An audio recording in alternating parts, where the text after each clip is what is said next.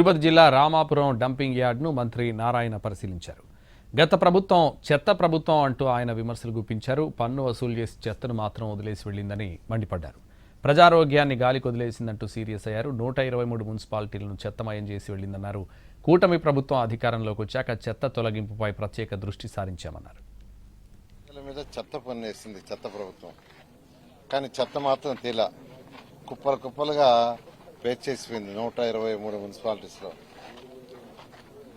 అయితే గౌరవనీయ ముఖ్యమంత్రి గారు 2024 అక్టోబర్ 2వ తేదీ మచిలీపట్నంలో స్వచ్ఛాంధ్ర కార్యక్రమం చేస్తూ ఎన్ని టన్నులు చెత్త ఉందంటే నేలపైన అంటే గ్రౌండ్ లెవెల్ పైన 85 లక్షలు ఉందని అధికారులు ఎస్టిమేట్ చేశారు.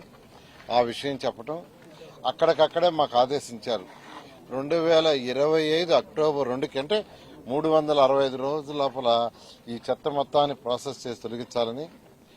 ఆ 85 లక్షల టన్నులు మా అధికారులు 2025 అక్టోబర్ 2కు పూర్తి చేశారు. అయితే గ్రౌండ్ కంటే కింద ఎంత ఉందని ఎస్టిమేట్ చేస్తే దాదాపు మొత్తం 153 లక్షల టన్నులను తేలింది. ఇంకా కూడా కొన్ని దగ్గర ఎస్టిమేట్ చేయాల్సింది. ఇంకొక 60,000 లేదంటే 1,00,000 టన్నులు ఉంటుందని ఎస్టిమేట్ చేస్తున్నారు. ఏదేమైనప్పటికీ గవర్నర్ ముఖ్యమంత్రి గారు రాబోయే 2 నెలల్లో దాన్ని పూర్తి చేయమన్నారు. దాని మీద ఈ 153 లక్షల టన్నులకి 85 లక్షలు పోగా మిగతా దానికి టెండర్లు పిలిచాం.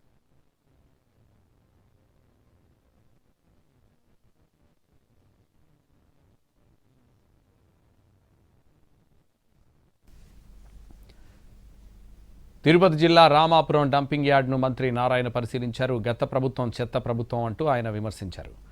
పన్ను వసూలు చేసి చెత్తను మాత్రం వదిలేసి వెళ్లిందని మండిపడ్డారు. ప్రజారోగ్యాన్ని గాలికి వదిలేసిందంటూ సీరియస్ అయ్యారు.